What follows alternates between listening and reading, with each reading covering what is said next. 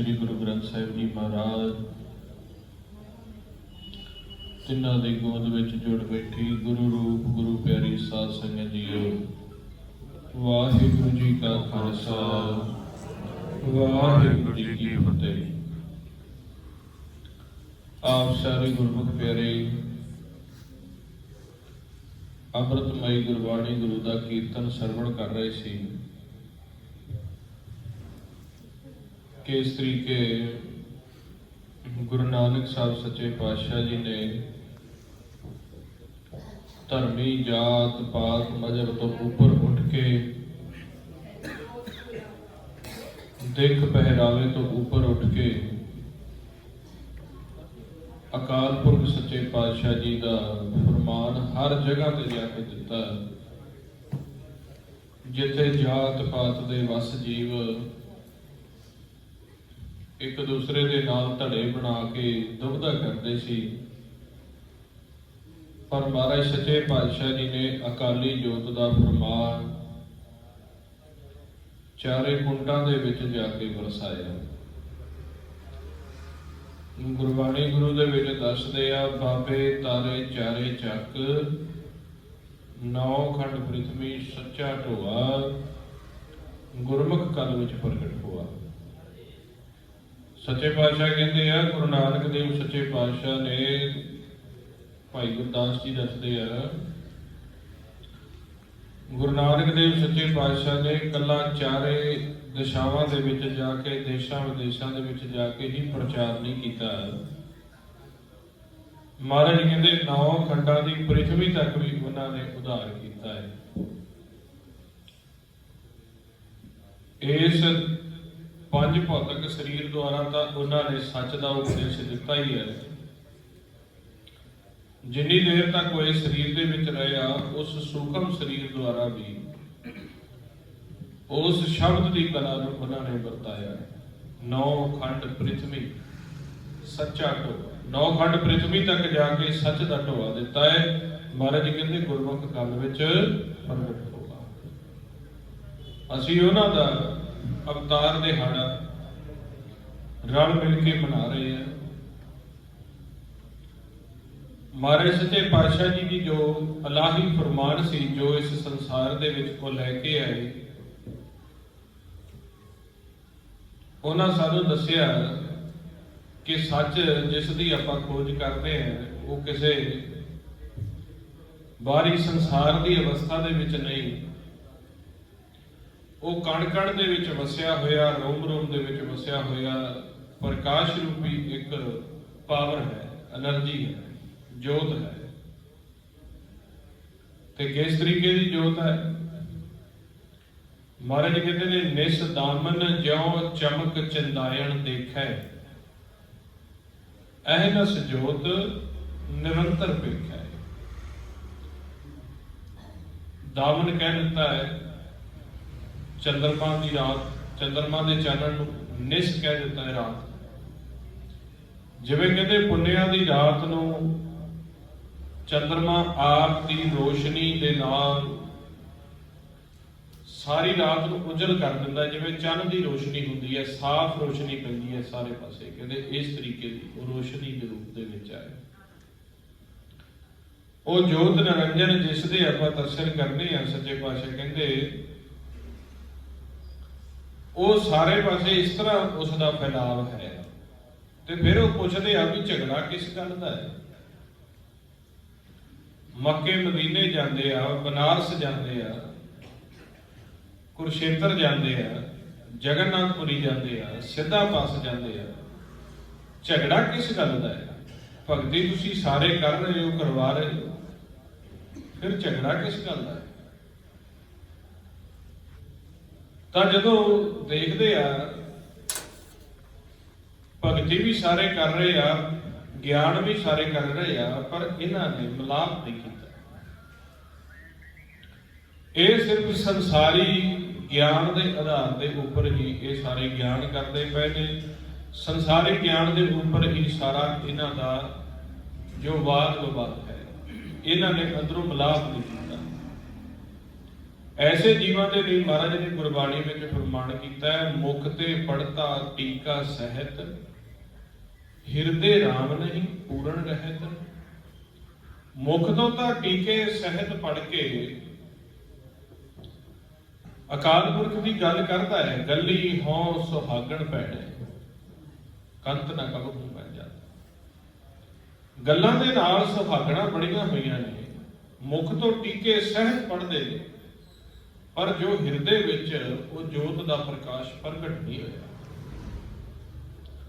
ਮੁਖ ਤੇ ਪੜਤਾ ਟੀਕਾ ਸਹਿਤ, ਹਿਰਦੇ ਰਾਮ ਨਹੀਂ ਪੂਰਨ ਰਹਿਤ। ਦੂਸਰਾ ਕਾਰਨ ਝਗੜੇ ਦਾ ਇਹ ਹੈ, ਭਗਤੀ ਕਰਨ ਤੋਂ ਬਾਅਦ ਵੀ ਝਗੜਾ, ਇਹਨਾਂ ਜਪ ਤਪ ਕਰਨ ਤੋਂ ਬਾਅਦ, ਗੁਰਬਾਣੀ ਪੜਨ ਤੋਂ ਬਾਅਦ, ਵੇਦ ਧਰਮ ਸ਼ਾਸਤਰ ਪੜਨ ਤੋਂ ਬਾਅਦ ਵੀ ਅਸੀਂ ਘਰਾਂ ਦੇ ਵਿੱਚ ਝਗੜਾ ਕਰਦੇ ਹਾਂ ਇੱਕ ਦੂਸਰੇ ਦੇ ਨਾਲ। ਅਸੀਂ ਆਮ ਤੌਰ ਤੇ ਹੀ ਕਹਿ ਦਿੰਦੇ ਆ, ਉਸ ਸਮੇਂ ਵੀ ਇਹ ਅਵਸਥਾ ਸੀ, ਅੱਜ ਵੀ ਇਹ ਅਵਸਥਾ ਸੀ ਕਿ ਬਾਣੀ ਵੀ ਪੜ੍ਹਦੇ ਆ, ਗੁਰਦੁਆਰਾ ਸਾਹਿਬ ਦੇ ਵਿੱਚ ਵੀ ਜਾਈਦਾ ਆ, ਕੀਰਤਨ ਦੇ ਸਭਾ ਵਿੱਚ ਵੀ ਜਾਈਦਾ ਆ, ਪਰ ਘਰ ਦੇ ਵਿੱਚ ਕਲੇਸ਼ ਨਹੀਂ ਖਤਮ ਹੁੰਦਾ। ਸਾਡਾ ਝਗੜਾ ਹੋ ਜਾਂਦਾ ਹੈ, ਕ੍ਰੋਧ ਬਹੁਤ ਆਉਂਦਾ ਹੈ ਸਾਨੂੰ, ਲੋਭ ਦੀ ਲਹਿਰ ਬਹੁਤ ਚੜ੍ਹਦੀ ਹੈ, ਕਾਮ ਦੀ ਲਹਿਰ ਬਹੁਤ ਚੜ੍ਹਦੀ ਹੈ, ਖਤਮ ਨਹੀਂ ਹੁੰਦਾ ਇਹ ਅਵਸਥਾ। ਤੇ ਮਹਾਰਾਜ ਸੱਚੇ ਪਾਤਸ਼ਾਹ ਨੇ ਵੀ ਜਦੋਂ ਪ੍ਰਚਾਰ ਕਰਦੇ ਆ ਸੰਸਾਰ ਦੇ ਵਿੱਚ ਦੇਖਿਆ ਕਿ ਦਿਨ ਰਾਤ ਜੀਵ ਨਾਮ ਜਪ ਰਹੇ ਆ, ਦੇਹੀ ਦਾ ਹੱਠ ਕਰਕੇ, ਦੇਹੀ ਨੂੰ ਤਸ਼ੱਦਦ ਦੇ ਕੇ ਨਾਮ ਜਪ ਰਹੇ ਆ, ਪਰ ਇਹਨਾਂ ਦਾ ਮਿਲਾਪ ਨਹੀਂ ਹੋ ਰਿਹਾ। ਉਹਨਾਂ ਫਿਰ ਸਾਨੂੰ ਸਮਝਾਇਆ ਕਿ ਜਿਹੜੀ ਤੁਸੀਂ ਭਗਤੀ ਕਰਦੇ ਪਏ ਆ, ਇਹ ਤੁਸੀਂ ਆਪ ਦੇ ਦੁਨਿਆਵੀ ਸਰੀਰ ਦੁਆਰਾ ਕਰਦੇ ਪਏ ਆ। ਜੋ ਭਗਤੀ ਕਰਨੀ ਹੈ ਉਹ ਮਨ ਦੁਆਰਾ ਕਰਨੀ ਹੈ। ਮਨ ਨੂੰ ਉਸ ਦੇ ਕੀਤੇ ਹੋਏ ਕਿਰਤ ਦੇ ਮੁਤਾਬਕ, ਜਿੱਥੇ ਜਿੱਥੇ ਉਹਨੇ ਸਵਾਸ ਖਰਚ ਕੀਤੇ ਹੁੰਦੇ ਆ, ਸਮਾਂ ਪੈਣ ਤੇ ਉਸ ਨੂੰ ਉਸ ਦੇ ਲੇਖੇ ਦੇ ਮੁਤਾਬਕ ਦੇਹੀ ਦਿੱਤੀ ਜਾਂਦੀ ਹੈ। ਜੋ ਵੀ ਯੁਗਾਂ ਦਾ ਸਫ਼ਰ ਕਰ ਰਿਹਾ ਹੈ, ਉਹ ਜੋਤ ਸਰੂਪੀ ਮਨ ਕਰ ਰਿਹਾ ਹੈ। ਸਰੀਰ ਉਸ ਨੂੰ ਥੋੜੇ ਸਮੇਂ ਦੇ ਲਈ ਇੱਕ ਜੂਨ ਦੇ ਵਜੋਂ, ਇੱਕ ਖੇਡਣ ਦੇ ਵਜੋਂ ਦਿੱਤਾ ਜਾਂਦਾ ਹੈ। ਜਿਸ ਤਰ੍ਹਾਂ ਦੀ ਕਰਨੀ ਕੀਤੀ ਜਾਂਦੀ ਹੈ, ਜੇ ਤਾਂ ਵੱਡੇ ਭਾਗ ਕੀਤੇ ਹੈ, ਕੋ ਜਪ ਤਪ ਕੀਤਾ ਹੈ, ਸਿਮਰਨ ਕੀਤਾ ਹੈ, ਮਾਲਕ ਦੇ ਮਲਾਪ ਦੇ ਲਈ ਅਰਜ਼ੋਈਆਂ ਕੀਤੀਆਂ, ਫਿਰ ਤਾਂ ਮਨ ਸਜਾਵਾ ਮਿਲ ਜਾਂਦਾ ਹੈ। ਪਰ ਜੇਕਰ ਵੈਰ ਵਿਰੋਧ ਕਮਾਇਆ, ਕਾਮ ਕ੍ਰੋਧ ਕਮਾਇਆ, ਮਹਾਰਾਜ ਕਹਿੰਦੇ ਵੈਰ ਵਿਰੋਧ ਕਾਮ ਕ੍ਰੋਧ ਮੋਹ ਝੂਠ ਵਿਕਾਰ ਮਹਾ ਲੋਭ ਤਰੋ, ਇਹੋ ਜੁਗਤ ਬਿਹਾਨੇ ਕਈ ਜਨਮ ਨਾਨਕ ਰਾਖ ਲਿਓ ਆਪਨ ਕਰ ਕਰ। ਫਿਰ ਤਾਂ 84 ਲੱਖ ਜੂਨ ਮਿਲਦੀ ਹੈ। ਮਹਾਰਾਜ ਜੀ ਕਹਿੰਦੇ ਜੁਗਾਂ ਜੁਗੰਤਰਾਂ ਦਾ ਸਫ਼ਰ ਜੋ ਹੈ ਉਹ ਮਨ ਕਰਦਾ ਪਿਆ, ਤੇ ਮਨ ਨੇ ਸੱਚ ਦੇ ਨਾਲ ਮਿਲਾਪ ਕਰਨਾ। ਤੁਸੀਂ ਭਗਤੀ ਤਨ ਤੋਂ ਕਰਵਾ ਰਹੇ ਹੋ। ਅੱਜ ਆਪਾਂ ਦੇਖੀਏ, ਸਾਡਾ ਤਨ ਜਿਹੜਾ ਹੈ ਉਹ ਮੁਖ ਤੋਂ ਵਾਹਿਗੁਰੂ ਵਾਹਿਗੁਰੂ ਵਾਹਿਗੁਰੂ ਕਰਦਾ ਰਹਿੰਦਾ ਹੈ, ਬਾਣੀ ਪੜ੍ਹਦਾ ਰਹਿੰਦਾ ਹੈ, ਪਰ ਜਿਸ ਮਨ ਨੂੰ ਇਹ ਭਗਤੀ ਕਰਾਉਣੀ ਹੈ, ਜੀਵਾ ਵਾਹਿਗੁਰੂ ਵਾਹਿਗੁਰੂ ਬੋਲ ਰਹੀ ਹੈ, ਬਾਣੀ ਪੜ੍ਹ ਰਹੀ ਹੈ, ਉਹ ਉੱਥੇ ਮੌਜੂਦ ਨਹੀਂ ਹੁੰਦਾ। ਉਹ ਅੰਦਰ ਪੰਜਾਂ ਦੂਤਾਂ ਦੇ ਵਿਚਾਰਾਂ ਦੇ ਨਾਲ ਰਲ ਕੇ, ਨੇਤਰ ਇੱਥੇ ਖੁੱਲੇ ਆ ਚਾਹੇ ਬੰਦ ਆ, ਸਰੀਰ ਇੱਥੇ ਟਿਕਾਓ ਦੇ ਵਿੱਚ ਬੈਠਾ ਹੈ, ਉਹ ਕਿਤੇ ਦੂਰ ਨਿਕਲਿਆ ਹੁੰਦਾ ਹੈ। ਤੇ ਮਹਾਰਾਜ ਸੱਚੇ ਪਾਤਸ਼ਾਹ ਕਹਿੰਦੇ ਫਿਰ ਐਸੀ ਭਗਤੀ ਦਾ ਕੀ ਫਾਇਦਾ। ਅੰਨ ਨਾ ਖਾਇਆ ਬਹੁ ਸਾਧ ਗਵਾਇਆ, ਵਸਤਰ ਨਾ ਪਹਿਰੇ ਅਹਿਦਸ ਕਹਿ, ਮੋਨ ਵਿਗੁਤਾ ਕਿਉਂ ਜਾਗੇ ਗੁਰਬਿਨ ਸੁੱਤਾ।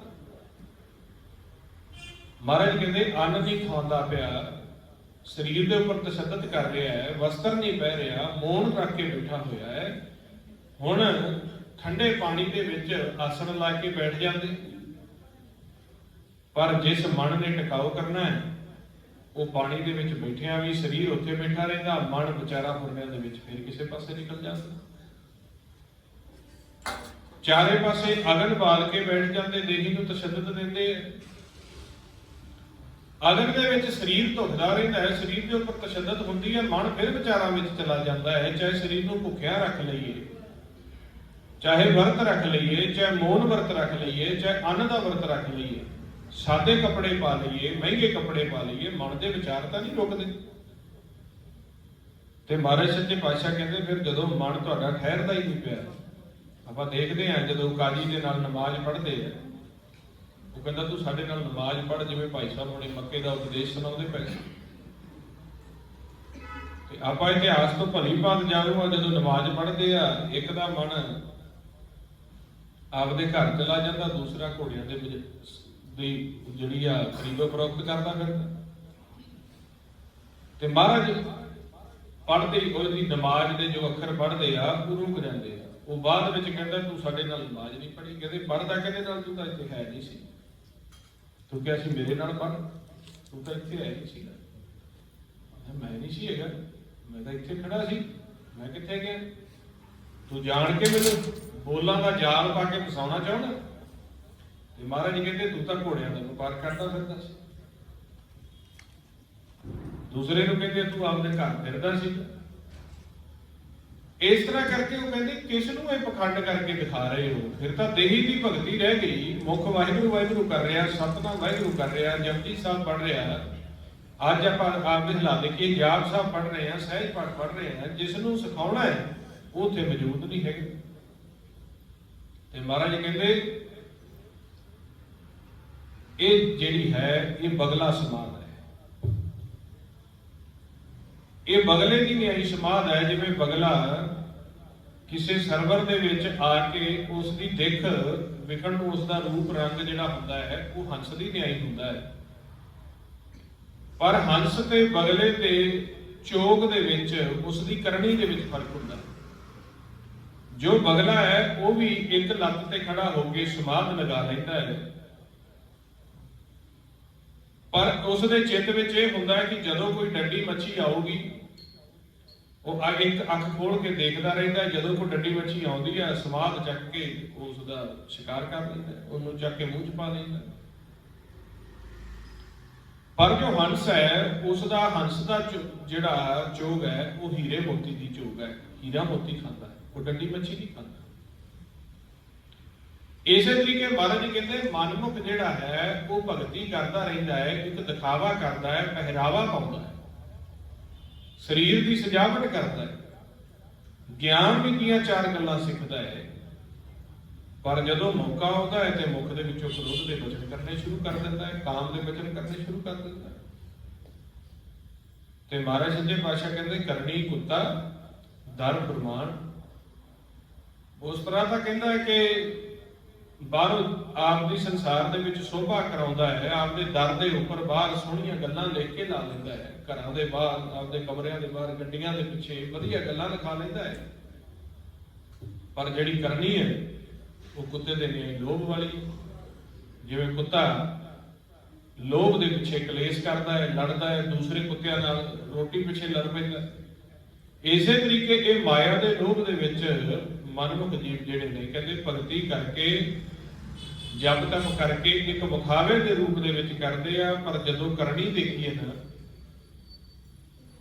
ਬਹੁਤ ਵਿਰਲੇ ਜੀਵ ਨੇ ਜੋ ਨਾਮ ਦੇ ਅਭਿਆਸ ਦੇ ਨਾਲ ਨਾਲ ਉਹਨਾਂ ਨੇ ਆਪਦੇ ਮਨ ਨੂੰ ਵੀ ਉਜਲ ਕਰ ਲਿਆ। ਤੇ ਫਿਰ ਮਹਾਰਾਜ ਸੱਚੇ ਪਾਤਸ਼ਾਹ ਕਹਿੰਦੇ ਐਸੀ ਭਗਤੀ ਜਿਸ ਦੇ ਨਾਲ ਸਾਡੇ ਮਨ ਨੂੰ ਮੋੜਾ ਨਹੀਂ ਪਿਆ, ਜਿਸ ਦੇ ਨਾਲ ਸਾਡੇ ਮਨ ਦੇ ਵਿਚਾਰ ਨਹੀਂ ਬਦਲੇ, ਐਸੀ ਭਗਤੀ ਕਰਨ ਦਾ ਕੋਈ ਫਾਇਦਾ ਨਹੀਂ। ਇਹ ਸਿਰਫ ਗਿਆਨ ਦੀ ਭਗਤੀ ਕਰ ਰਹੇ ਹੋ, ਟੀਕੇ ਸਹਿਤ ਮੁਖ ਤੋਂ ਪੜ ਕੇ ਉਹਨਾਂ ਦੀ ਵਿਚਾਰ ਕਰ ਰਹੇ ਹੋ। ਤੁਸੀਂ ਅੰਤਰੀਵ ਦੇ ਵਿੱਚ ਜੋਤ ਨਿਰੰਜਨ ਦੇ ਨਾਲ ਮਿਲਾਪ ਨਹੀਂ ਕੀਤਾ, ਤੁਸੀਂ ਸਿਰਫ ਅਖਰੀ ਗਿਆਨੀ ਹੋ, ਸੰਸਾਰੀ ਗਿਆਨੀ ਹੋ। ਮਹਾਰਾਜ ਜੀ ਕਹਿੰਦੇ ਜਦੋਂ ਵਿਚਾਰ ਕਰਦੇ ਨੇ ਪੰਡਤ ਦੇ ਨਾਲ, ਬ੍ਰਾਹਮਣ ਦੇ ਨਾਲ, ਜੋ ਆਪਦੇ ਆਪ ਨੂੰ ਬ੍ਰਾਹਮਣ ਕਹਾਉਂਦਾ ਪਰ ਅਸਲ ਵਿੱਚ ਨਹੀਂ ਹੈ, ਜੋ ਆਪਦੇ ਆਪ ਨੂੰ ਪੰਡਤ ਕਹਾਉਂਦਾ ਹੈ, ਗੁਰਬਾਣੀ ਵਿੱਚ ਕਿਸ ਨੂੰ ਪੰਡਤ ਕਿਹਾ? ਪੰਡਤ ਨੂੰ ਗਲਤ ਨਹੀਂ ਕਿਹਾ, ਪਰ ਉਸ ਦੀ ਇੱਕ ਮਰਿਆਦਾ ਰੱਖੀ ਹੈ ਵੀ ਪੰਡਤ ਕੌਣ ਹੈ। ਮਹਾਰਾਜ ਜੀ ਕਹਿੰਦੇ ਪੰਡਤ ਸੋ ਜੋ ਮਨ ਪ੍ਰਬੁੱਧ ਹੈ, ਰਾਮ ਨਾਮ ਆਤਮ ਮੈਂ ਸੁਧ ਹੈ। ਪੰਡਤ ਉਹ ਹੈ ਜਿਸ ਨੇ ਆਪਦੇ ਮਨ ਦੀ ਪਹਿਚਾਣ ਕਰ ਲਈ ਹੈ ਤੇ ਜੋ ਪ੍ਰਕਾਸ਼ ਰੂਪੀ ਰਾਮ ਹੈ ਉਸ ਦੇ ਵਿੱਚ ਚੱਲ ਰਿਹਾ ਨਾਹਦ ਨਾਮ ਹੈ। ਆਤਮਾ ਦੇ ਵਿੱਚ ਜਾ ਕੇ ਆਪਦਾ ਪਰਮ ਤੱਤ ਮਿਲਾ ਦਿੰਦਾ, ਉਹ ਹੈ ਪੰਡਤ। ਤਿਸ ਪੰਡਤ ਕੇ ਉਪਦੇਸ਼ ਜਗ ਜੀਵੈ, ਉਸ ਦੇ ਉਪਦੇਸ਼ ਦੇ ਨਾਲ ਜਗਤ ਦਾ ਵੀ ਉਧਾਰ ਹੋਵੇਗਾ।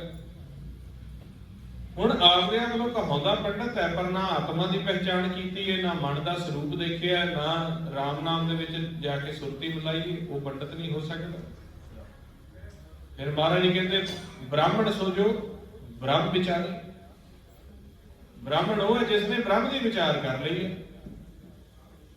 ਬ੍ਰਹਮ ਬਿੰਦੈ ਤਿਸਦਾ ਬ੍ਰਹਮਤ ਰਹਿ, ਏਕ ਸ਼ਬਦ ਲਿਵ ਲਾਏ, ਨਾਮ ਨਿੱਤੀ 18 ਸਿੱਧੀ ਪਿੱਛੇ ਲੱਗੀਆਂ ਫਿਰਾਂ, ਜੋ ਹਰ ਹਿਰਦੇ ਸਦਾ ਵਸਾਏ। ਮਹਾਰਾਜ ਕਹਿੰਦੇ ਆ ਜਿਸਨੇ ਬ੍ਰਹਮ ਦੀ ਪਹਿਚਾਣ ਕਰ ਲਈ, ਬ੍ਰਹਮ ਦੀ ਪਹਿਚਾਣ ਕਰਕੇ ਇੱਕ ਸ਼ਬਦ ਦੇ ਨਾਲ ਲਿਵ ਲਾ ਲਈ ਆ, ਪ੍ਰਕਾਸ਼ ਰੂਪੀ ਬ੍ਰਹਮ ਦੀ ਵਿਚਾਰ ਕਰਕੇ ਉਸ ਦੇ ਨਾਲ ਲਿਵ ਲਾ ਲਈ ਆ। ਉਹ ਇੱਕ ਸ਼ਬਦ ਕਿਹੜਾ ਇੱਕ ਸ਼ਬਦ ਹੈ ਜੀ, ਜੋ ਸਾਰੇ ਬ੍ਰਹਿਮੰਡ ਦੇ ਵਿੱਚ ਚੱਲਦਾ ਪਿਆ। ਮਨ ਮੰਦਰ ਤਨ ਵੇਸ ਕਲੰਦਰ, ਘਟ ਹੀ ਤੀਰਥ ਨਾਵਾ, ਏਕ ਸ਼ਬਦ ਮੇਰੇ ਪ੍ਰਾਣ ਵਸਤ ਹੈ, ਬਹੁੜ ਜਨਮ ਨਾ ਆਵਾ। ਬ੍ਰਹਮ ਬਿੰਦੈ ਤਿਸਦਾ ਬ੍ਰਹਮਤ ਰਹਿ, ਏਕ ਸ਼ਬਦ ਲਿਵ ਲਾਏ, ਨਵ ਨਿੱਜੀ 18 ਸਿੱਧੀ ਪਿੱਛੇ ਲੱਗੀਆਂ ਫਿਰਾਂ, ਜੋ ਹਰ ਹਿਰਦੇ ਸਦਾ ਵਸਾਏ। ਉਹ ਬ੍ਰਾਹਮਣ ਹੈ ਜਿਸ ਨੇ ਉਸ ਸੂਖਮ ਦੇ ਵਿੱਚ ਵੱਜਦੇ ਹੋਏ ਉਸ ਸ਼ਬਦ ਦੀ ਨਾਦ ਦੀ ਪਹਿਚਾਣ ਕਰ ਲਈ ਹੈ, ਬ੍ਰਹਮ ਪ੍ਰਕਾਸ਼ ਦੇ ਵਿੱਚ ਆਪਦੇ ਮਨ ਨੂੰ ਸਮਾ ਲਿਆ, ਉਹ ਬ੍ਰਾਹਮਣ ਹੈ। ਜੇ ਗੱਲਾਂ ਦੇ ਨਾਲ ਕਹਿ ਦੇਵੇ ਮੈਂ ਪੰਡਤ ਹਾਂ, ਮੈਂ ਬ੍ਰਾਹਮਣ ਹਾਂ, ਤਾਂ ਮਹਾਰਾਜ ਕਹਿੰਦੇ ਤੈਨੂੰ ਕੋਈ ਵੀ ਪ੍ਰਮਾਣ ਨਹੀਂ। ਫਿਰ ਕਹਿੰਦੇ ਆ ਮੁਸਲਮਾਨ ਦੇ ਕੋਲ ਜਾਂਦੇ ਆ, ਕਹਿੰਦੇ ਮੁਸਲਮਾਨ ਮੋਮ ਦਿਲ ਹੋਵੇ, ਅੰਤਰ ਕੀ ਮਲ ਦਿਲ ਤੇ ਧੋਵੇ, ਦੁਨੀਆ ਰੰਗ ਨਾ ਆਵੇ ਨੇੜੇ, ਜਿਉ ਕੁਸਮ ਪਾਟ ਕਿਉ ਪਾਕ ਹਰਾ।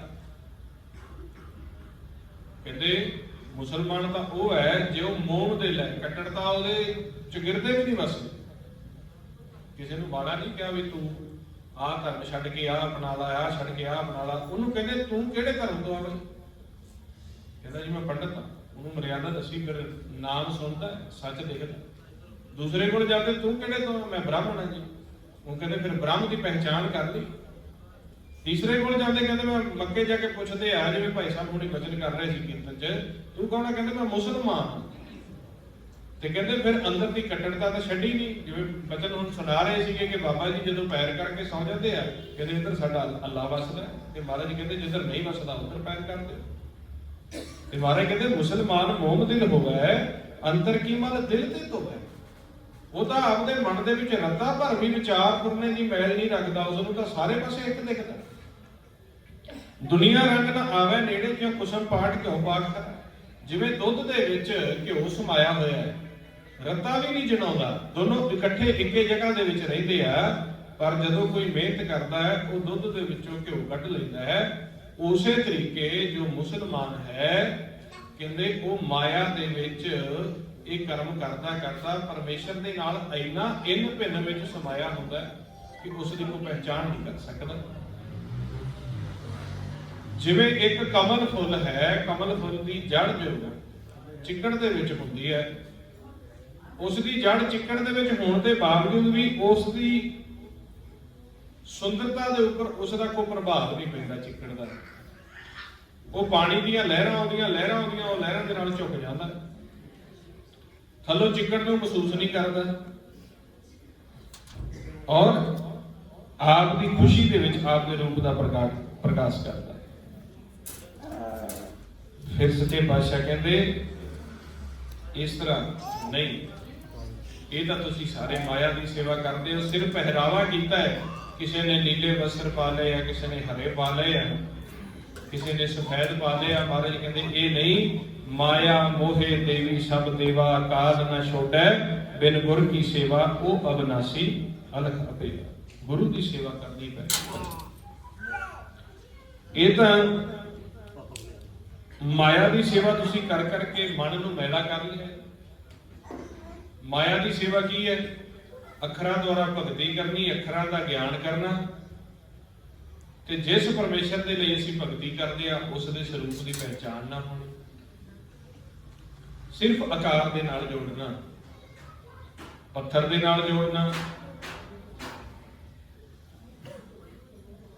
ਆਕਾਰਾਂ ਦੇ ਨਾਲ ਜੋੜਨਾ, ਜਾਨਵਰਾਂ ਦੀ ਪੂਜਾ ਦੇ ਨਾਲ ਜੋੜਨਾ, ਰੁੱਖਾਂ ਬਿਰਖਾਂ ਦੀ ਪੂਜਾ ਦੇ ਨਾਲ ਜੋੜਨਾ।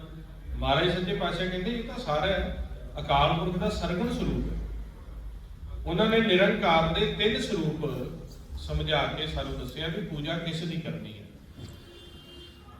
ਮਹਾਰਾਜ ਜੀ ਕਹਿੰਦੇ ਨੇ ਸਰਗੁਣ, ਨਿਰਗੁਣ, ਨਿਰੰਕਾਰ ਸੁਨ ਸਮਾਧੀ ਆਪ ਆਪੇ ਕੀਆ ਨਾਨਕਾ ਆਪੇ ਹੀ ਕਰਿਆ। ਇੱਕ ਅਕਾਲ ਪੁਰਖ ਦਾ ਸਰਗੁਣ ਸਰੂਪ ਹੈ।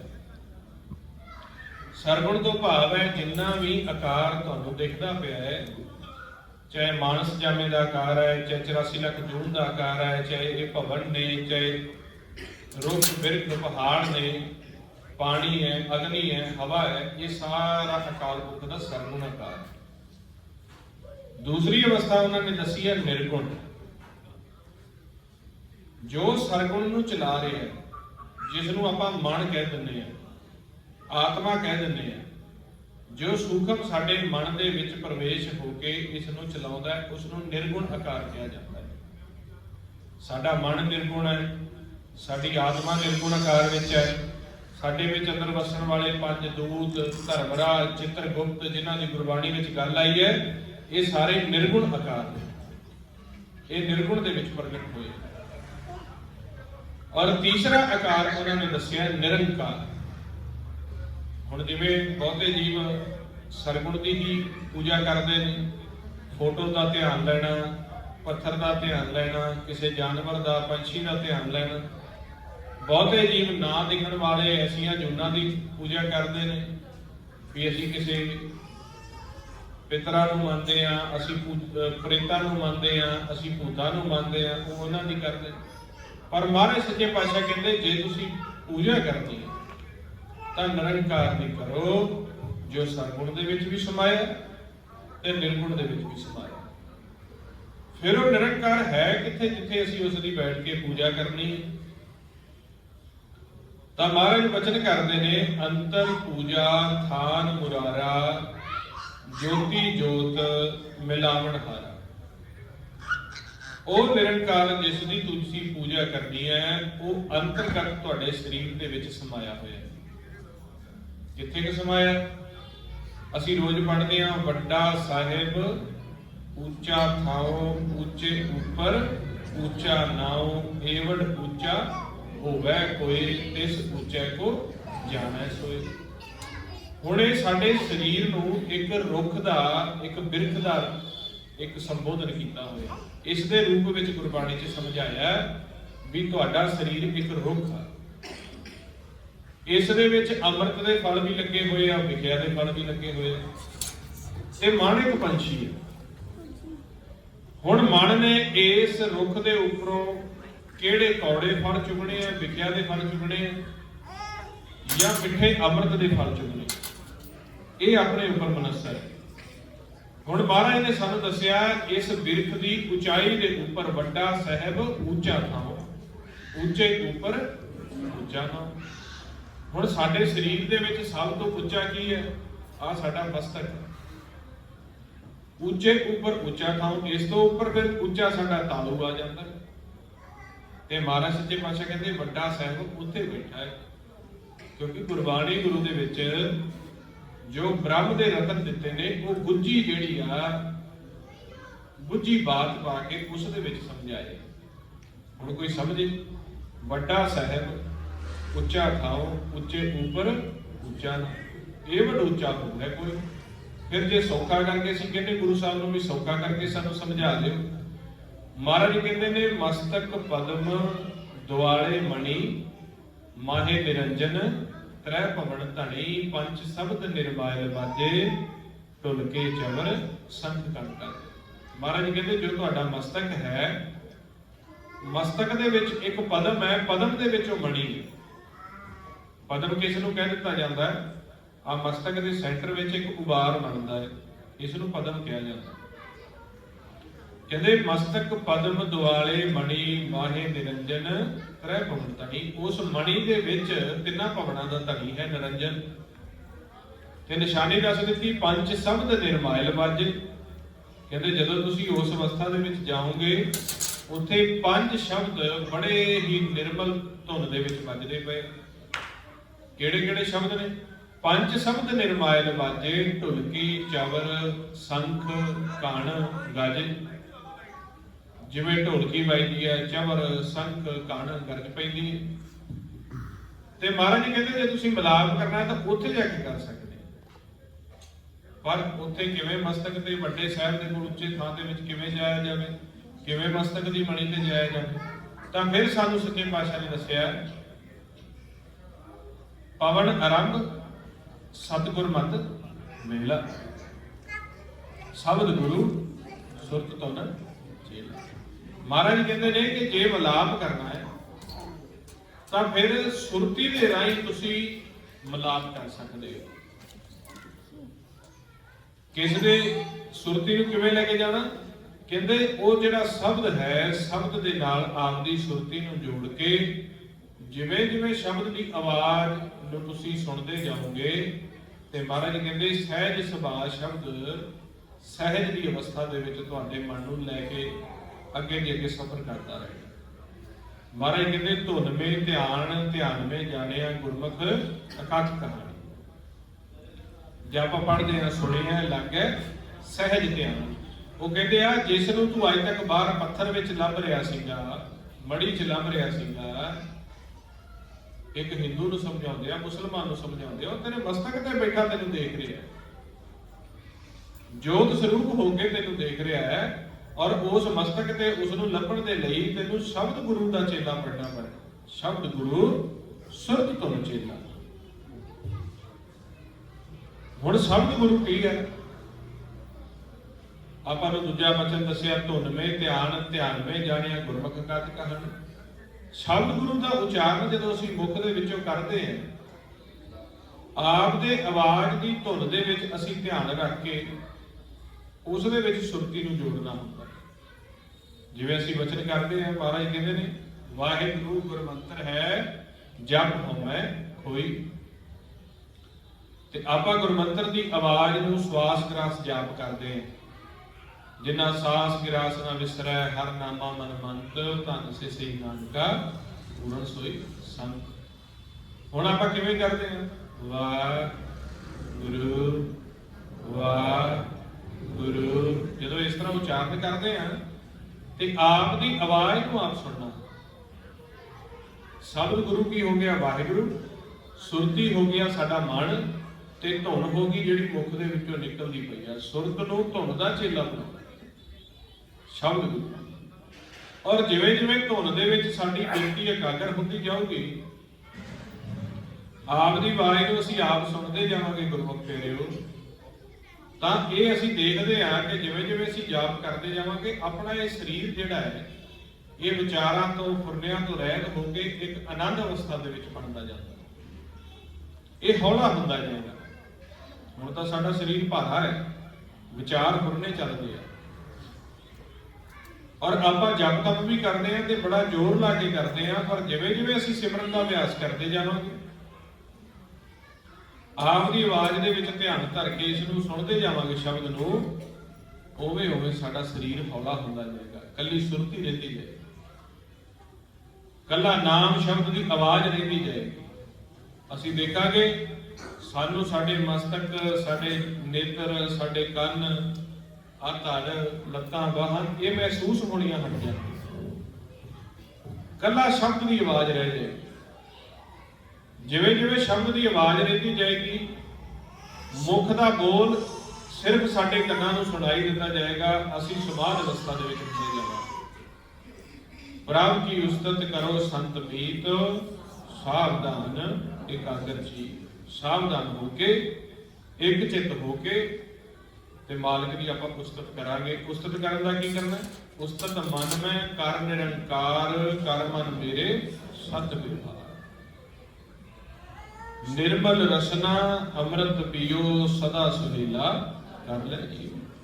ਜਦੋਂ ਸਾਵਧਾਨ ਹੋ ਕੇ ਮਨ ਨੂੰ ਇੱਕ ਚਿੱਤ ਕਰਕੇ ਆਪਾਂ ਸ਼ਬਦ ਦਾ ਅਭਿਆਸ ਕਰਾਂਗੇ ਤੇ ਮਹਾਰਾਜ ਕਹਿੰਦੇ ਇਹ ਮਨ, ਇਹ ਰਸਨਾ ਨਿਰਮਲ ਹੁੰਦੀ ਹੁੰਦੀ ਇਸ ਦੇ ਉੱਪਰ ਅੰਮ੍ਰਿਤ ਆਉਣਾ ਸ਼ੁਰੂ ਹੋ ਜਾਏ,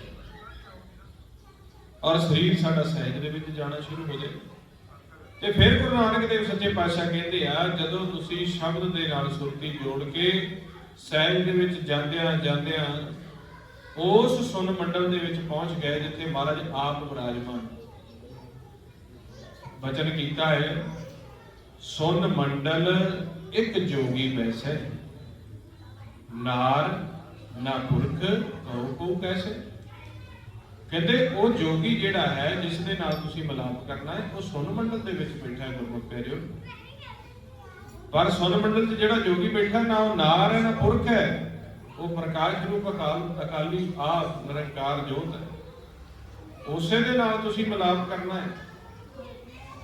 ਤੇ ਜਦੋਂ ਸ਼ਬਦ ਦਾ ਜਾਪ ਕਰੀਏ, ਵਿਚਾਰਾਂ ਤੋਂ ਰਹਿਤ ਹੋਈਏ, ਤੇ ਜਦੋਂ ਆਪਾਂ ਵਿਚਾਰਾਂ ਤੋਂ ਰਹਿਤ ਹੀ ਹੋ ਗਏ ਤੇ ਨਾ ਕੋਈ ਦੋਸਤ ਰਿਹਾ ਨਾ ਦੁਸ਼ਮਣ ਰਿਹਾ, ਨਾ ਕੋਈ ਮਰਦ ਰਿਹਾ ਨਾ ਇਸਤਰੀ ਦੇ ਰੂਪ ਵਿੱਚ ਰਿਹਾ। ਜਦੋਂ ਆਪਾਂ ਸਿਮਰਨ ਕਰ ਰਹੇ, ਸਿਮਰਨ ਕਰਦੇ ਕਰਦੇ ਆਪਾਂ ਆਸੇ-ਪਾਸੇ ਭੁੱਲ ਗਏ ਸਾਡੇ ਨਾਲ ਕੌਣ ਬੈਠਾ ਹੈ, ਇਹ ਭੁੱਲ ਗਏ ਮੇਰੇ ਕੋਲ ਕੌਣ ਬੈਠਾ ਹੈ, ਇੱਥੋਂ ਤੱਕ ਆਪਾਂ ਸਰੀਰ ਹੀ ਭੁੱਲ ਗਏ। ਤੇ ਫਿਰ ਹਿੰਦੂ ਕੌਣ ਰਿਹਾ, ਮੁਸਲਮਾਨ ਕੌਣ ਰਿਹਾ, ਸਿੱਖ ਕੌਣ ਰਿਹਾ, ਈਸਾਈ ਕੌਣ ਰਿਹਾ, ਇਹਦਾ ਸੁਰਤ ਰਹਿ ਗਈ। ਇਹ ਸੁਰਤ ਤੇ ਸਮਝ ਦਾ ਮਾਰਗ ਦਿੱਤਾ ਗੁਰੂ ਨਾਨਕ ਦੇਵ ਜੀ।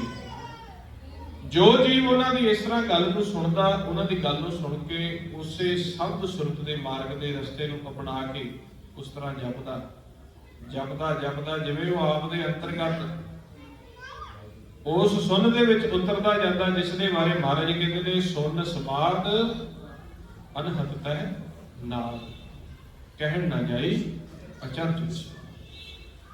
ਉਸ ਸੁਨ ਦੀ ਸਮਾਧੀ ਦੇ ਵਿੱਚ ਉਤਰਦਾ ਜਾਂਦਾ। ਔਰ ਜਿਵੇਂ ਜਿਵੇਂ ਸਮਾਧੀ ਦੇ ਵਿੱਚ ਉਤਰਦਾ, ਸੁਨ ਸਮਾਧ ਦਾ ਮਤਲਬ ਹੁੰਦਾ ਹੈ ਆਪ ਦੇ ਸਰੀਰ ਨੂੰ ਭੁੱਲ ਜਾਣਾ। ਜੋ ਸਾਡੇ ਅਨਾਪ ਸ਼ਨਾਪ ਵਿਚਾਰ ਚੱਲਦੇ ਆ, ਇਹ ਵਿਚਾਰ ਰੁਕ ਜਾਂਦੇ ਆ।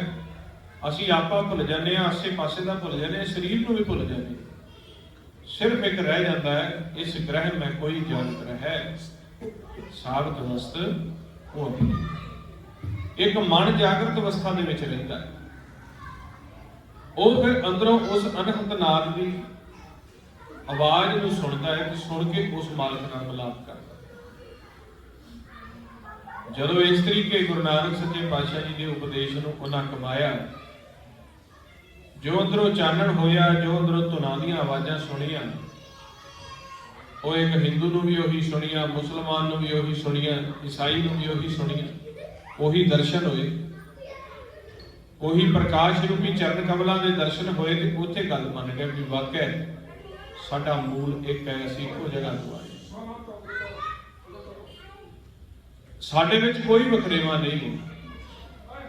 ਇੱਕ ਗਿਆਨ ਦੇ ਆਧਾਰ ਤੇ ਗੱਲ, ਉਹੀ ਗੱਲ ਸੰਸਕ੍ਰਿਤ ਦੇ ਵਿੱਚ ਪਰਮੇਸ਼ਰ ਦੀ ਲਿਖੀ ਹੈ, ਉਹੀ ਗੱਲ ਫਾਰਸੀ ਦੇ ਵਿੱਚ ਪਰਮੇਸ਼ਰ ਦੀ ਲਿਖੀ ਹੈ, ਪਰ ਦੋਨਾਂ ਦਾ ਮੂਲ ਨਾ ਸਮਝਣ ਕਰਕੇ, ਪ੍ਰੈਕਟੀਕਲ ਨਾ ਹੋਣ ਕਰਕੇ ਦੋਨਾਂ ਵਿੱਚ ਝਗੜਾ ਪੈ ਗਿਆ। ਮਹਾਰਾਜ ਕਹਿੰਦੇ ਹੋਵੋ ਇਕੱਤਰ, ਮਿਲੋ ਮੇਰੇ ਭਾਈ, ਦੁਬਿਧਾ ਦੂਰ ਕਰੋ ਲਿਵ ਲਾਏ। ਕਿਵੇਂ ਦੁਬਿਧਾ ਦੂਰ ਹੋਣੀ ਹੈ? ਕਹਿੰਦੇ ਲਿਵ ਲਾ ਕੇ। ਕਿਹਦੇ ਨਾਲ ਲਿਵ ਲਾਣੀ ਹੈ? ਹਰ ਨਾਮੇ ਕੇ ਹੋਵੋ ਜੁੜੀ, ਗੁਰਮੁਖ ਬੈਸੋ ਸਭਾ ਵਿਛਾਏ, ਇਨ ਬਿਦ ਪਾਸਾ ਢਾਲੋ ਮੇਰੇ। ਮਹਾਰਾਜ ਕਹਿੰਦੇ ਨਾਮ ਦੇ ਜੋੜੀ ਹੋ ਕੇ, ਨਾਮ ਦੇ ਨਾਲ ਤੁਸੀਂ ਜਦੋਂ ਲਿਵ ਲਾ ਕੇ ਇਸ ਤਰ੍ਹਾਂ ਸਭਾ ਵਿਛਾ ਕੇ ਬੈਠੋਗੇ, ਨਾਮ ਦੀ ਸਾਧਨਾ ਕਰੋਗੇ, ਤੇ ਤੁਹਾਡੀ ਸਾਰਿਆਂ ਦੀ ਦੁਬਿਧਾ ਖਤਮ ਹੋ ਜਾਏਗੀ। ਤੁਹਾਡੇ ਅੰਦਰ ਜੋ ਵਿਚਾਰਾਂ ਦੇ ਵਹਾਅ ਚੱਲਦੇ ਪਏ ਨੇ, ਕਿਸੇ ਨੂੰ ਭਾਸ਼ਾ ਦਾ ਮਾਣ ਹੈ, ਕਿਸੇ ਨੂੰ ਆਪਦੇ ਸਰੀਰ ਦਾ ਮਾਣ ਹੈ, ਕਿਸੇ ਨੂੰ ਜਾਤ ਮਜ਼ਹਬ ਦਾ ਮਾਣ ਹੈ, ਇਹ ਸਾਰਾ ਖਤਮ ਹੋ ਜਾਏਗਾ। ਆਓ ਜਿਵੇਂ ਫਿਰ ਸੱਚੇ ਪਾਤਸ਼ਾਹ ਨੇ ਆਪਾਂ ਨੂੰ ਨਾਮ ਦੇ ਨਾਲ ਲਿਵ ਜੋੜਨ ਦਾ ਉਪਦੇਸ਼ ਦਿੱਤਾ, ਆਪਾਂ ਉਸ ਨਾਮ ਦੇ ਨਾਲ ਹੁਣ ਲਿਵ ਜੋੜ ਕੇ ਮਨ ਬਿਰਤੀ ਨੂੰ ਇੱਕ ਕਰਕੇ ਆਪਾਂ ਵੀ ਕੋਸ਼ਿਸ਼ ਕਰੀਏ ਕਿ ਉਹ ਮਨ ਸਾਡਾ ਵਿਚਾਰਾਂ ਨੂੰ ਛੱਡ ਕੇ ਉਸ ਸੁਨ ਸਹਿਜ ਦੇ ਵਿੱਚ ਜਾ ਕੇ ਜੋ ਗੁਰਬਾਣੀ ਦੇ ਵਿੱਚ ਸ਼ਬਦ ਕਿਹਾ ਹੈ ਕਿ ਸਾਡੇ ਅੰਦਰ ਆਗਮ ਅਗੋਚਰ ਪਾਰ ਬ੍ਰਹਮ ਮਿਲ ਸਾਧੂ ਅਕਥ ਕਥਾਇਆ ਥਾ, ਅਨਹਦ ਸ਼ਬਦ ਦਸਵੇਂ ਦਵਾਰ ਵਜਿਓ ਤਹਿ ਅੰਮ੍ਰਿਤ ਨਾਮ ਚੁਆਇਆ। ਵੀ ਜੋ ਮਹਾਰਾਜ ਕਹਿੰਦੇ ਨੇ ਅੰਦਰ ਸਾਡੇ ਅਨਾਹਦ ਸ਼ਬਦ ਵਾਜਦਾ, ਜੋ ਅੰਦਰ ਧੁਨਾਂ ਵਾਜਦੀਆਂ, ਵੀ ਸਾਨੂੰ ਵੀ ਉਹ ਅਨੁਭਵ ਹੋ, ਸਾਨੂੰ ਅਨੁਭਵ ਹੋ ਸਕਦੀਆਂ। ਸਭ ਦੇ ਅੰਦਰ ਉਹ ਰਾਗ ਸ਼ਬਦ ਚੱਲਦੇ ਆ, ਉਹ ਮਾਲਕ ਕੀਰਤਨ ਕਰਦਾ ਹੈ ਹਰ ਕੀ ਕਥਾ ਅਨਾਹਦ ਬਾਣੀ। ਮਾਲਕ ਅਨਾਹਦ ਬਾਣੀ ਦੇ ਰੂਪ ਵਿੱਚ ਕਥਾ ਦਾ ਕੀਰਤਨ ਕਰਦਾ, ਪਰ ਅਸੀਂ ਇੱਕ ਖੋਜ ਤੋਂ ਵਾਂਝੇ ਹੋ ਕੇ ਪ੍ਰੈਕਟੀਕਲ ਨਹੀਂ ਕਰਦੇ, ਸਿਰਫ ਸੁਣ ਸੁਣ ਕੇ ਛੱਡਦੇ ਹਾਂ। ਗੁਰਮੁਖ ਪਿਆਰੇ, आओ फिर आपां हुण थोड़ी देर गुरमंत्र का अभ्यास करिए। और सारिਆਂ ਨੂੰ बेनती है कि अखा बंद करके गुरमंत्र का अभ्यास करना, ताकि जो असीं नेत्र खोल लेंगे फिर तो साडा ध्यान बाहर मुखी हो जाता है। अखा बंद करके जो असीं अभ्यास करते हैं फिर साडा अंतर्मुखी ध्यान हो जाता है। मन जिहड़ा है विचारां फुरनियां दे विच भजदा नहीं आसे पासे। कई बारी कोई गुरमुख संगत दे विच बैठ के भी संग शर्म लोक लज्जा मनाउंदे ने भी असीं अभ्यास करन दी सानूं लोड़ नहीं, ये भी महसूस करते ਜਾਂ सोचते हैं भी असीं बोलांगे भी शायद दे नाल वाले की कहणगे। इस करके संग शर्म लोक लज्जा तो उपर उठ के आपां सारिਆਂ ने बोल बोल के जाप करना है।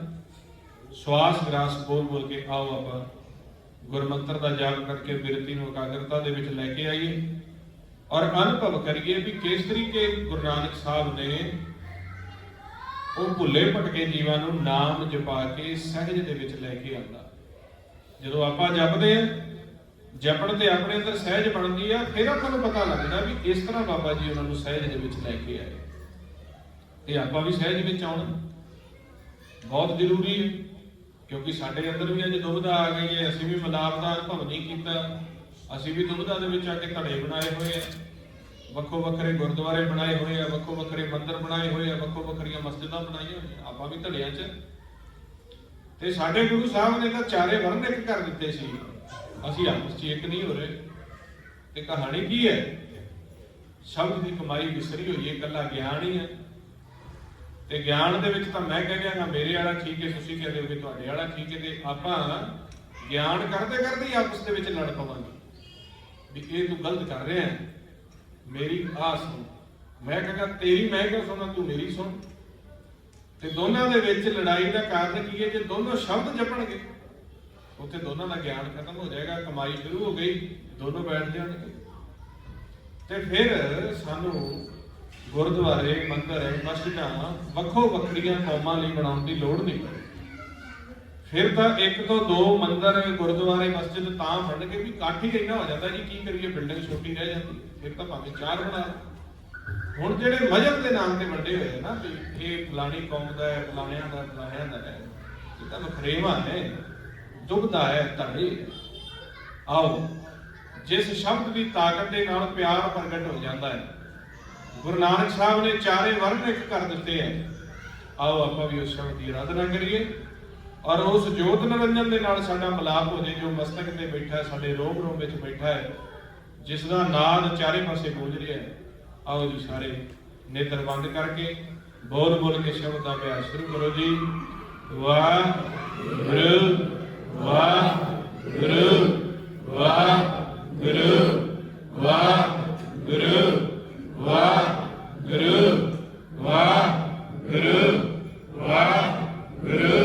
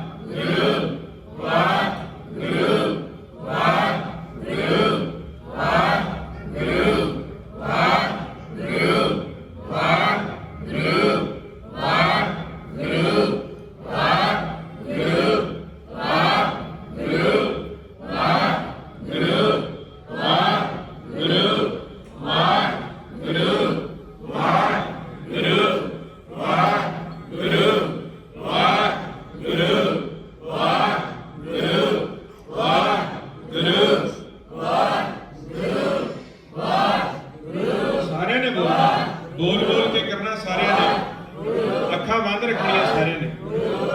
Waheguru Waheguru Waheguru Waheguru Waheguru Waheguru Waheguru Waheguru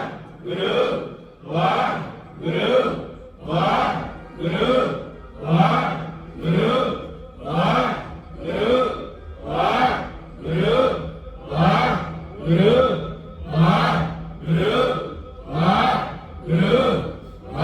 Guru, Guru, Guru, Guru, Guru,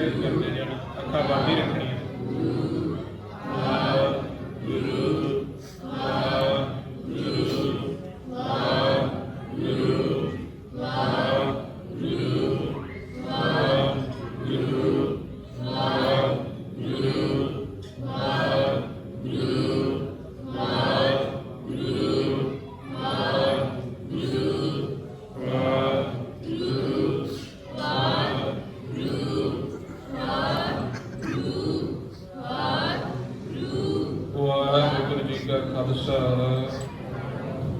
Waheguru ji की फतेह। इस तरीके गुरमुख प्यारिओ नाम की कोट दे के नाम का जाप दे के महाराज कहते गुरमुख कोट उदारदा भाई दे नाम है एक कणी।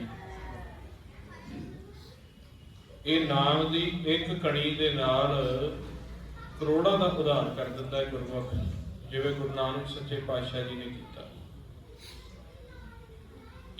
उन्हें देखा भी संसार सिर्फ वाद विवाद दे विच पिया होया, ज्ञान दे विच पिया होया। जे जाप तप भी कर रहे हैं तो अकारां नूं मुख रख के कर रहे हैं, अकाल की खोज कोई भी नहीं कर रहा। निरंकार को ध्यान दे विच लैके नहीं ये भगती कर रहे, ताही ये आपस दे विच लड़ झगड़ रहे। क्योंकि जिन्नी देर तक असीं निराकार की भगती नहीं शुरू करते उन्नी देर तक मन के फुरने नहीं रुकते, विचार नहीं रुकते। वार वार साडा मन संसिया दे विच फिकरां दे विच डिगदा है। गुरु नानक सच्चे पातशाह ने इस तरह फिर सानू शब्द दे नाल जोड़ के जो जो शब्द नूं जपदा जांदा, जिवें जिवें जपदे होए हुण आपां जप रहे सी, हौली हौली सहज सहज सहज हुंदियां हुंदियां अखीर गुरमंत्र की आवाज़ इन्नी सहज हो जाती है कि कला सुरत रह जाती है, ध्यान रह जाता है। बाकी सब विचार भी रुक जाते हैं, आकार भी रुक जाते हैं। इत्थों तक कि साडा शरीर भी जिहड़ा है ये सानू महसूस होना बंद हो जाता है, सहज हो जाता है। जदों इस तरह शब्द दे विच सुरती दे विच जाके गुरमुखां ने अंतरगत आसन लाया ते की बयान करते ने, कहते ने कर कर ताल पखावज नैनो माथे वजै रवाबा, करनो मद बांसुरी बाजै जीवा धुन अगाजा, निरत करै कर मनुआ नाचै आना घूंगर साजा। महाराज कहते जदों इस तरह शब्द द्वारा सुरती नूं सहज करते करते इन्हां 9 दरवाजियां तो वक्त कर लिया। उस सुन घर दे विच, उस 10वें घर दे विच बैठ के अनुभव किया। महाराज कहते जिवें आ नेत्रां ते इस तरह साज चलण लगा जिवें पखावज बजदा, जोड़ी बजदी है तबले। इस मस्तक के ऊपर इस तरह साज अनुभव होने लगे। कहते कर कर ताल पखावज नैनो माथे वजे रबाबा, रबाब की धुन शुरू हो गई अंतरगत। कोई पंजाबी, कोई हिंदी, कोई देवनागरी, अरबी, फारसी सारिया भाषावां खत्म, अनाहत भाषा के साज चलते हैं। गुरबाणी में बचन किया, कहते करनो मद बांसुरी वाजै, कन्ना दे विच इस तरह लगता जिवें बांसुरी की धुन चलती होवे। जीवा धुन अगाजा, जीवा के ऊपर 7 धुनां वजदियां ने, 7 राग वजदे। ते कहते उत्थे फिर नाच कीता। नाच किहने कीता? कहते ये शरीर तो इत्थे सी, निरत कराया कर मनुआ नाचा, मन ने नाच किया उस अनाहत शब्दां नूं सुन के। आने घूंगर साजा, सारे पासे कहते घुंगरूआं दे साज वजन लगे। हुण जिहड़ा इन्ने विस्माद दे विच चला गया होवे, वो जदों दुनियावी तौर पर फिर वो आके नेत्र खोलदा, वो महाराज दे वचन करदा भी जाल जंजाला की पए होए आ सतगुर जी। अभी तो कई जने भगवां पाओ, नीला पाओ, हरा पाओ, आ ना पाओ, आ जनेऊ पा लो, आ कुंडला पा लो, आ सारा जो खजाना तो अंतरगत है। अभी तो अज तक बाहर नाल ही जोड़िया सारे। उथे प्रतख हो गए, कहते जी सानू जोड़ो जी, सानू दिओ पे। कहते बाहर ढूंढण ते सूट परे, गुर घर ही माहे दिखाया। कहते कोठड़े में कोठड़ी परम कोठड़ी विचार, गुरदीनी वस्त कबीर को लेवो वस्त समार। कबीर दी संसार को लीनी जिस मस्तक भाग, अमृत रस जिन पाया फिर तागा सुभाग। परम कोठी की विचार करवाती सतगुर जी ने। क्यों तुसीं झटकां दे विच पैने आ, कोई बाहरी जंडियां नूं पूजदा, कोई गऊआं नूं पूजदा, कोई सपां नूं पूजदा, कोई पत्थरां नूं पूजदा। पूजण वाला तुहाडे अंदर बैठा, ਜਿਹੜਾ ਤੁਹਾਡੀ ਦਿੱਖ ਨੂੰ ਨਹੀਂ ਦੇਖਦਾ, ਜਿਹੜਾ ਤੁਹਾਡੇ ਆਕਾਰ ਨੂੰ ਨਹੀਂ ਦੇਖਦਾ। ਤੁਸੀਂ ਸ਼ਬਦ ਦੀ ਓਟ ਲੈ ਕੇ ਸ਼ਬਦ ਦੀ ਧੁਨ ਦਾ ਮਿਲਾਪ ਕਰਕੇ, ਸੁਰਤੀ ਨਾਲ ਮਿਲਾਪ ਕਰਕੇ ਅੰਤਰਗਤ ਆਸਨ ਤਾਂ ਲਾ ਕੇ ਜੇ ਬੈਠੇ ਦੇਖੋ ਸਹੀ,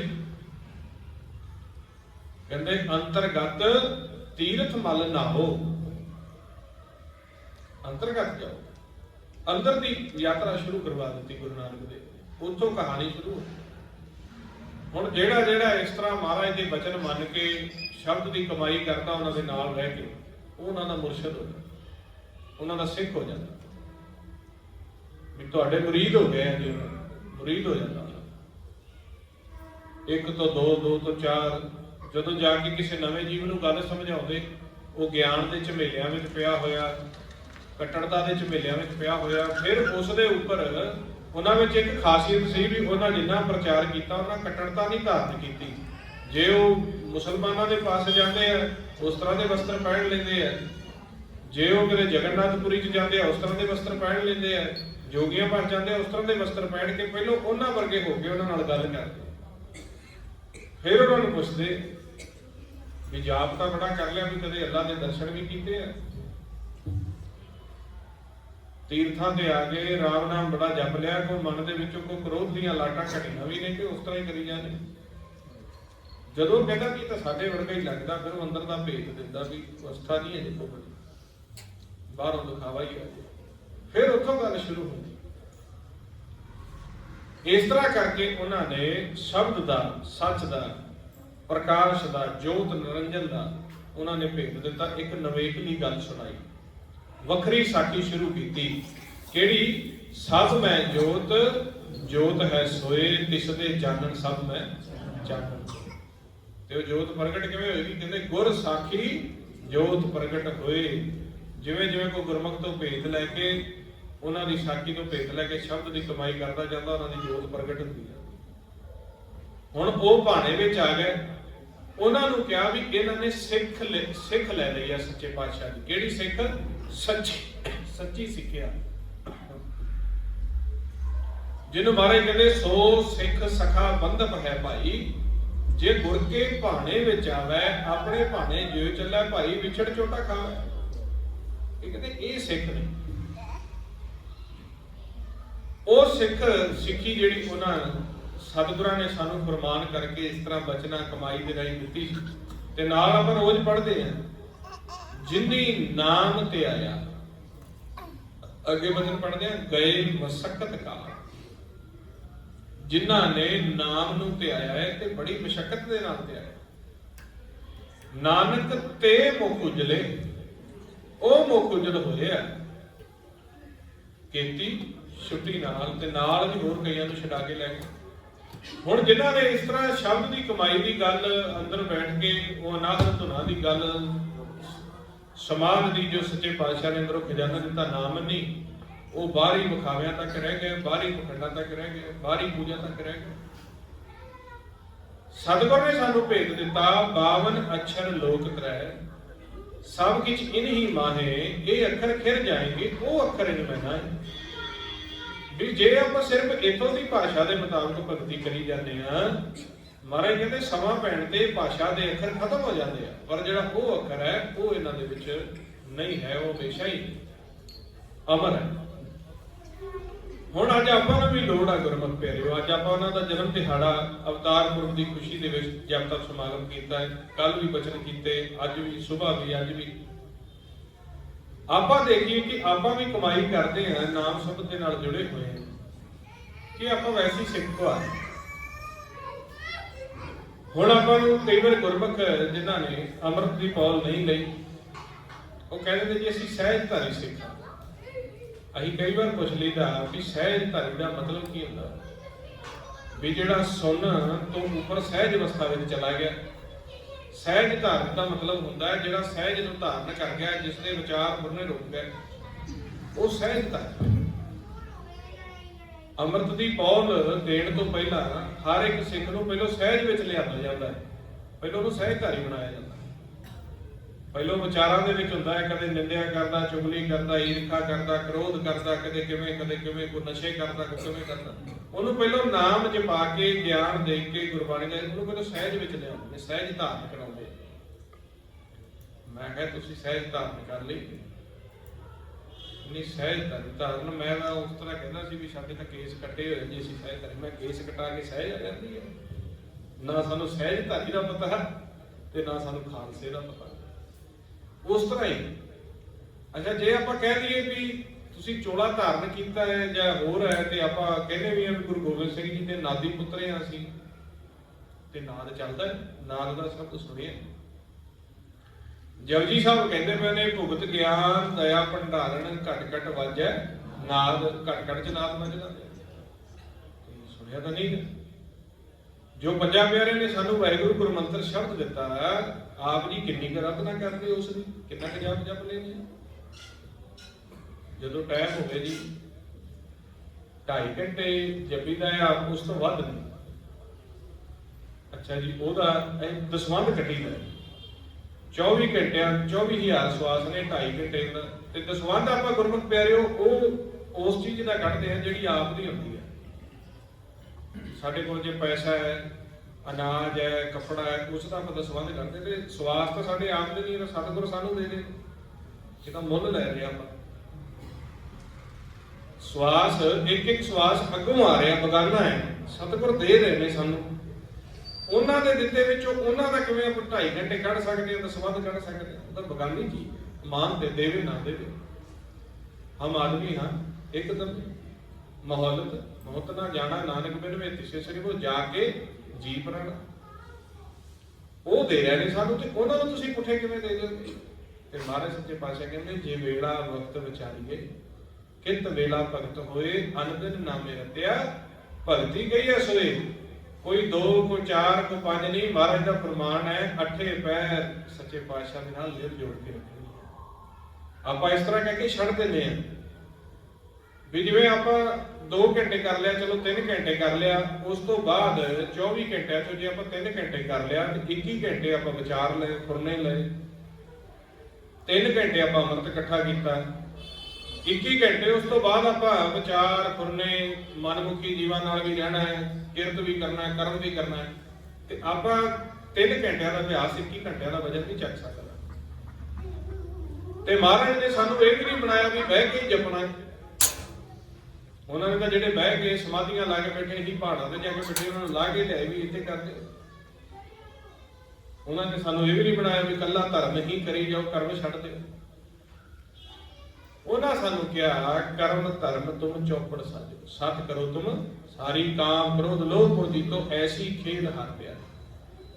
ਵੀ ਕਰਮ ਤੇ ਧਰਮ ਨੂੰ ਬਰਾਬਰ ਕਰਨਾ ਸਿੱਖ ਜਾਓ। ਕਰਮ ਜਦੋਂ ਤੁਸੀਂ ਕਰਦੇ ਆ, ਨਾਮਾ ਕਹਿ ਤਲੋਚਨਾ, ਮੁਖ ਤੇ ਰਾਮ ਸਵਾਲ, ਹੱਥ ਪਾਉ ਕਰ ਕਾਮ ਸਭ ਚੀਤ ਨਿਰੰਜਨ। ਇਸੇ ਕਰਕੇ ਸਾਨੂੰ ਵਾਹਿਗੁਰੂ ਗੁਰਮੰਤਰ ਦਿੱਤਾ ਹੈ, ਗਿਆਨ ਤੋਂ ਉੱਪਰ ਚੱਕ ਦਿੱਤਾ ਹੈ ਵੀ ਕਰਮ ਕਰਦੇ ਆ, ਤੁਸੀਂ ਸ਼ਬਦ ਦਾ ਅਭਿਆਸ ਜ਼ਰੂਰ ਕਰਨਾ ਹੈ। ਜੇ ਤੁਸੀਂ ਕਰਮ ਦੇ ਨਾਲ ਗੁਰਮੰਤਰ ਦਾ ਅਭਿਆਸ ਨਹੀਂ ਕਰੋਗੇ, ਫਿਰ ਤੁਸੀਂ ਚਾਹੇ ਬਹਿ ਕੇ ਵੀ ਕਰ ਲਿਓ, ਚਾਹੇ ਚੌਕੜਾ ਲਾ ਕੇ ਕਰ ਲਿਓ, ਮਨ ਦੇ ਉੱਪਰੋਂ ਮੈਲ ਨਹੀਂ ਉਤਰੇਗੀ। ਜਦੋਂ ਆਪਾਂ ਕਰਮ ਕਰਦੇ ਆ, ਚਾਹੇ ਕੋਈ ਖੇਤੀ ਕਰਦਾ ਹੈ, ਡਰਾਈਵਰੀ ਕਰਦਾ ਹੈ, ਕੋਈ ਬਿਜ਼ਨਸ ਕਰਦਾ ਹੈ, ਚਾਹੇ ਕੋਈ ਦੁਕਾਨਦਾਰੀ ਕਰਦਾ ਹੈ, ਸ਼ਿਫਟਾਂ ਲਾਉਂਦਾ ਹੈ, ਵਿਦੇਸ਼ ਹੈ ਦੇਸ਼ ਹੈ, ਜੇ ਉਹ ਨਾਲ ਨਾਲ ਆਪਦੇ ਮੁਖ ਵਿੱਚ ਜਾਂ ਆਪਦੇ ਚਿੱਤ ਵਿੱਚ ਸਿਮਰਨ ਨਹੀਂ ਨਾ ਕਰਦਾ, ਉਹ ਮੈਲ ਚੜ੍ਹਦੀ ਰਹਿੰਦੀ ਹੈ। ਜਦੋਂ ਫਿਰ ਸ਼ਾਮ ਨੂੰ ਵਿਹਲਾ ਹੋ ਕੇ ਬੈਠੇਗਾ ਜਾਂ ਸਵੇਰੇ ਬੈਠੇਗਾ, ਉਹ ਨੀਂਦ ਆਏਗੀ, ਫਿਰ ਬੈਠਿਆ ਨਹੀਂ ਜਾਏਗਾ। ਜੇ ਆਪਾਂ ਸਾਰਾ ਦਿਨ ਕਰਮ ਕੀਤਾ, ਸ਼ਾਮ ਨੂੰ ਬੈਠਣ ਲੱਗਾਂਗੇ, ਨੀਂਦ ਆਊਗੀ, ਉਬਾਸੀ ਆਊਗੀ, ਸਰੀਰ 'ਚ ਖਿੱਚ ਪਊਗੀ। 2-4 ਮਿੰਟ ਕੀਤਾ, ਕਹਿੰਦਾ ਸੌਂ ਜਾ ਭਾਈ, ਦਿਲ ਜਿਹਾ ਨਹੀਂ ਕਰਦਾ। ਸੁਬਾਹ ਉੱਠੇਗਾ, ਕਰਮ ਦੀ ਪਾਵਰ ਇੰਨੀ ਹੁੰਦੀ ਹੈ, ਕਰਮ ਦੀ ਭਾਵਨਾ ਇੰਨੀ ਸਰੀਰ ਨੂੰ ਪਈ ਹੈ, ਸਵੇਰੇ ਵੀ ਨਹੀਂ ਹੁੰਦਾ। ਅੱਛਾ, ਨਾ ਉਹ 2 ਘੰਟੇ ਪੂਰਾ ਹੋਵੇ, ਨਾ 2.5 ਪੂਰਾ ਹੋਵੇ। ਇਸ ਕਰਕੇ ਮਹਾਰਾਜ ਕਹਿੰਦੇ, ਸਿਮਰ ਸਿਮਰ ਹਰ ਕਾਰਨ ਕਰਨਾ। ਗੁਰਮੰਤਰ ਦਾ ਅਭਿਆਸ ਜਿਹੜਾ ਉਹ ਮੁੱਖ ਦੇ ਵਿੱਚ ਚੱਲਦਾ ਰਹਿਣਾ ਚਾਹੀਦਾ, ਕਿਉਂਕਿ ਮਹਾਰਾਜ ਨੇ ਕਿਹਾ, ਕਰਮੀ ਸਹਿਜ ਨਾ ਉਪਜੈ। ਕਰਮ ਦੇ ਵਿੱਚ ਜਿਹੜੀ ਇਹ ਉਹ ਸਹਿਜ ਨਹੀਂ ਪ੍ਰਗਟ ਹੁੰਦੀ, ਵਿਣ ਸਹਿਜੇ ਸਹਿਸਾ ਨਾ ਜਾਏ। ਜੇ ਆਪਾਂ ਲਗਾਤਾਰ ਕਰਮ ਕਰੀ ਜਾਵਾਂਗੇ ਤਾਂ ਮਹਾਰਾਜ ਕਹਿੰਦੇ, ਕਰਮੀ ਸਹਿਜ ਨਾ ਉਪਜੇ, ਵਿਣ ਸਹਿਜੇ ਸਹਿਸਾ ਨਾ ਜਾਏ, ਨਾ ਜਾਏ ਸਹਿਸਾ ਕਿਤੇ ਸੰਜਮ ਰਹੇ ਕਰਮ। ਮਹਾਰਾਜ ਕਹਿੰਦੇ ਡਿਪਰੈਸ਼ਨ ਹੋ ਜਾਏਗਾ। ਜੇ ਲਗਾਤਾਰ ਤੁਸੀਂ ਕਰਮ ਹੀ ਕਰੀ ਜਾਓਗੇ, ਚਾਹੇ ਕੋਈ ਵੀ ਹੈ, ਖੇਤੀ ਕਰ ਲਓ, ਦੁਕਾਨਦਾਰੀ ਕਰ ਲਓ, ਤੇ ਮਹਾਰਾਜ ਕਹਿੰਦੇ ਸਹਿਜ ਪ੍ਰਗਟ ਨਹੀਂ ਹੋਏਗੀ। ਜਿਹੜੀ ਹੈ ਸਹਿਜ ਤੁਹਾਡੇ ਕੋਲ, ਉਹ ਵੀ ਖਤਮ ਹੋ ਜਾਏਗੀ, ਸੰਸ਼ੇ ਆਉਣ ਲੱਗ ਪੈਣਗੇ। ਕਿਉਂਕਿ ਜਦੋਂ ਆਪਾਂ ਇੱਕ ਚੀਜ਼ ਦ੍ਰਿੜ ਕਰ ਰਹੇ ਆ,